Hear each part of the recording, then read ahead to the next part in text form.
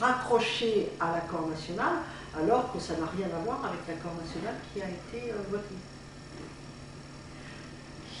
Donc tu as pointé un certain nombre d'enjeux. Hein.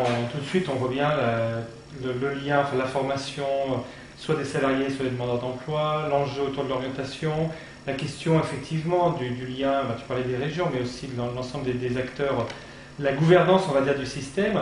Et tu as déjà commencé à apporter des éléments de réponse, mais pour aller un petit peu plus loin, en quoi ce projet de loi, finalement, alors que les socialistes ont pointé qu'il y avait un besoin de réforme, en quoi ils ne répondent pas à ces enjeux majeurs, quoi, alors qu'au XXIe siècle, on a besoin de la formation professionnelle continue, plus qu'avant. La crise, depuis un an, nous montre bien que ça a des éléments de retour à l'emploi. Et quelles sont, face à ces enjeux-là, les choses qui manquent vraiment fortement, très concrètement? Alors, ce qui manque fortement, c'est deux choses sur lesquelles nous ne sommes pas d'accord.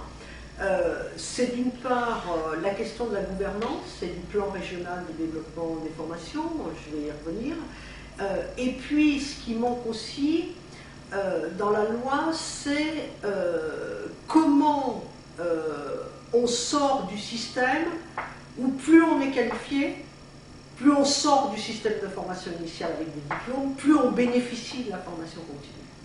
Ce sont les salariés, toujours, et ça, le projet de loi ne le règle pas. Et en particulier, il ne règle pas le problème des petites et moyennes entreprises, et des très petites entreprises, puisqu'on sait que c'est elles qui créent de l'emploi. Or, on sait aussi la difficulté pour une très petite entreprise de permettre à ses salariés de se former. Parce que quand une entreprise a 4 salariés, quand il y en a un qui part en formation, ben ça fait 25% de la force de travail qui disparaît. Donc là, on a un vrai manque, même si c'est esquissé à travers les OPCA et la nécessité pour les OPCA les organismes collecteurs de la taxe, de la contribution formation. Il y a une obligation pour les OPCA de jouer la solidarité, mais on ne sait pas comment, c'est sur leurs excédents, donc on peut imaginer qu'ils vont s'arranger pour plus avoir d'excédents, enfin voilà, donc je veux dire, on est dans des choses qui n'ont pas été suffisamment précisées.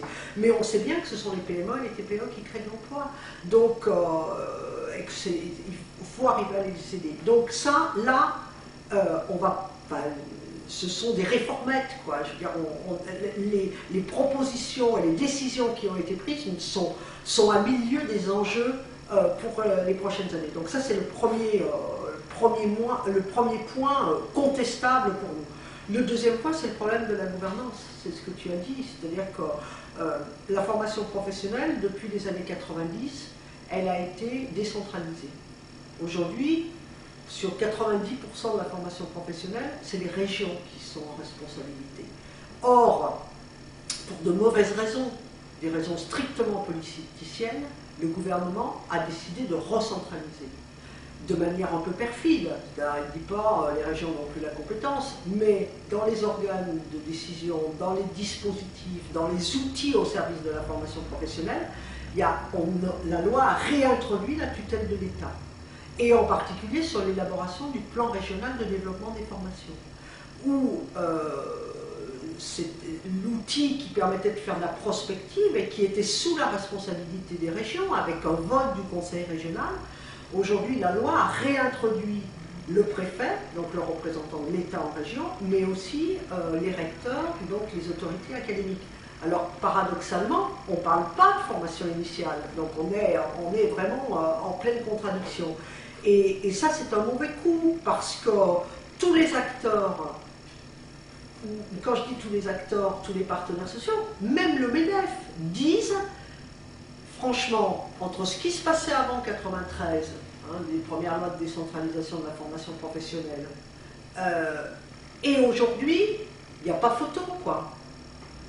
On n'est pas dans l'idéal, mais on se parle, on se confronte, on trouve des compromis et on avance au service de la formation. On arrive à travailler ensemble.